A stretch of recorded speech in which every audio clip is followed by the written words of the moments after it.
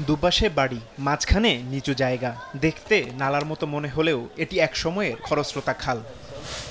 ১৯৭৯ সালে মানিকগঞ্জের শিবালয়ে খনন করা হয় কাসাদহ খাল। সাবেক প্রয়াত রাষ্ট্রপতি জিয়াউর রহমান নিজ হাতে খনন কাজের উদ্বোধন করেন। পানির প্রবাহ নিয়ন্ত্রণের জন্য স্থাপন করা হয় কয়েকটি স্লুইস গেট। তবে দীর্ঘদিন রক্ষণাবেক্ষণ না করায় ৫ কিলোমিটার দীর্ঘ ও ২২ ফুট প্রশস্তের এ খাল দিন দিন ভরাট হয়ে গেছে। কোথাও কোথাও দখলের কারণে সরু নালার মতো হয়েছে।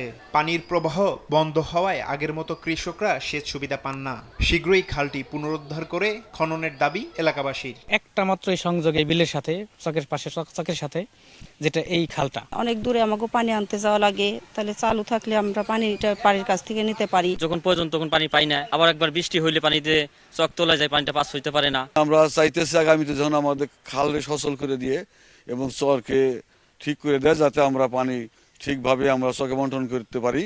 খালটি পুনর্খননের বিষয়ে দ্রুত ব্যবস্থা নেওয়ার আশ্বাস কৃষি বিভাগ ও স্থানীয় জনপ্রতিনিধির। কৃষকরা যাতে বড় মৌসুমে তাদের চাষাবাদে কোনো ব্যাহত না হয়, তড়িৎ গতিতে যাতে এই খালটা পুনর্খননের ব্যবস্থা হয়, সে বিষয়ে আমরা তৎপর রয়েছি। আমি অবশ্যই সবটুকু শক্তি দিয়ে চেষ্টা করব এই খালটাকে পুনর্খনন করে শুধু খাল সচল নয়, এই খালের সাথে পুরা জেলার যে সেচ প্রকল্পের সমন্বয়, সেই কাজটা আমি সম্পন্ন করব।